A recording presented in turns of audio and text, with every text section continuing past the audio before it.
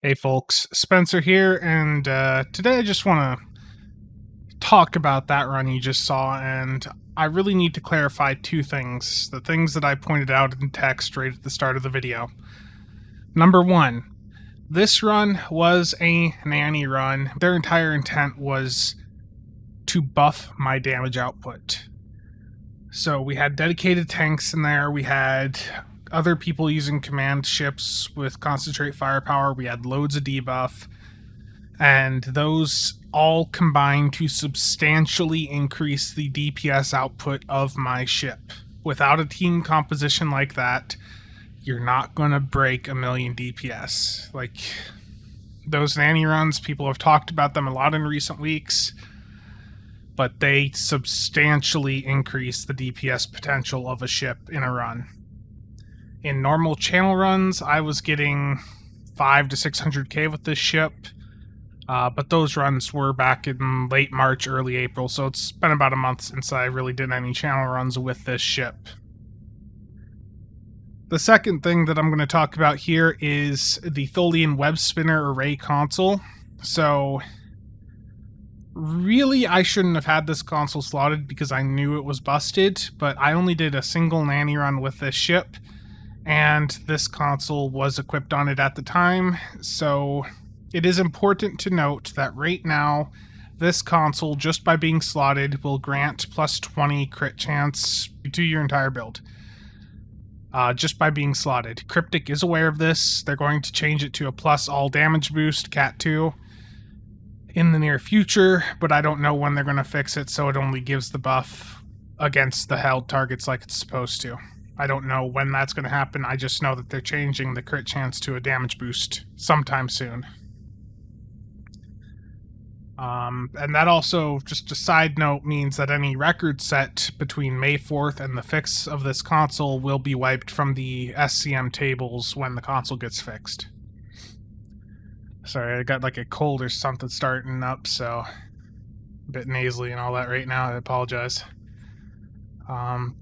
My time is limited, so I'm not going to spend too much time going over the build, but needless to say, just go check out the Delkina Meta Torque build video that I put out like a few weeks ago. It goes over all of the core mechanics of these torpedo builds, and I do talk in there about how that build can be applied to other ships, and this is a very good example of that. Any of these command ships that have a commander command seat really can do these torp builds extremely well. And the Legendary Galaxy isn't the best ship ever, but it still has the seating to take advantage of that, and it's still got a Lieutenant Commander tack, so I can still run a high yield and then the scatter volley and fire at will to take advantage of the torp spread procs from the Entwine trait. The things that I don't have on the Delkina that I have here are these extra debuffs, which I had all these excess engineering slots and I needed to use them for something, and I didn't need survivability because I had a dedicated tank in the run. So I used as many debuffs as I could, like Let It Go, structural integrity collapse, destabilizing resonance beam, and like everything else though, every other aspect of the build is copied from the Delkina. One thing I'm going to note before we look at the parse here quickly is that when I hit the loadout, the traits were all completely scrambled, so I didn't have self-modulating fire on. Instead, it had resonating payload modification slotted. This should have been self-modulating fire. For starship traits, I had automated aggression on, and it's been a while since I'd messed with it, but I believe Promise of Ferocity should have been slotted there instead, being that the Galaxy doesn't have enough triggers, really, for this automated aggression trait. It's only got 4 tactical abilities, and automated aggression really shines when you have the ability to... when you're on a more tactically focused ship. So, let's take a quick look at the parse here. As I said, this was a Nanny run, so there was a dedicated tank. And because of that Tholian console, you see my crit chance is capped at like 100% on most things. With this and most of my Tort builds, I'm usually somewhere in the 70s or 80s for my crit chance. Some things will still be in the 90s, but nothing is going to be capped at 100 constantly on a Tort build like I have it here. And that is just because of that broken console. Which, overall, I think that console is probably giving me like an extra 100k. It may be a smidge more, but either with or without that console, this ship was going to be well over 1 million DPS in a run like that. And actually, I messed up in my piloting in that run, if you noticed. I hit my artillery vessels, the call emergency artillery ability. I hit those at the sides before the spheres were dragged into the transformers, which actually lowered my DPS. Had I been more patient and let the spheres get over to the transformers, it's possible I may have gone like 1.3 out of this. But still, like, if I look at the table here, let me pull up the table actually.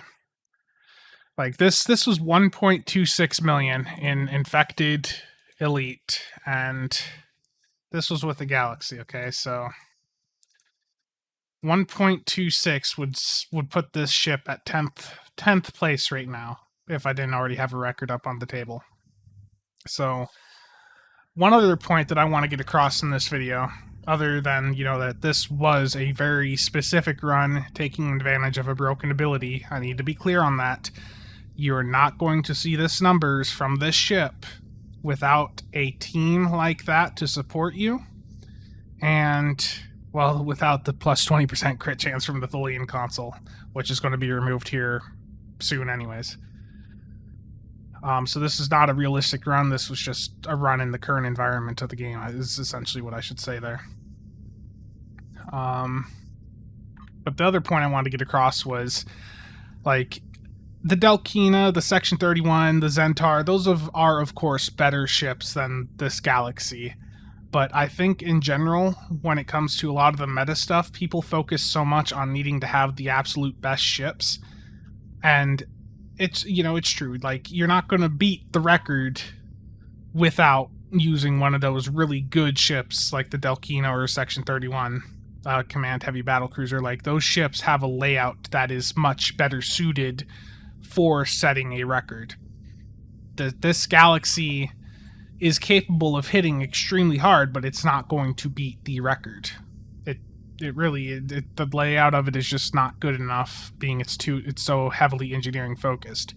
But I just want to get the point out there that you don't need to have the best, like, meta ships in order to do well.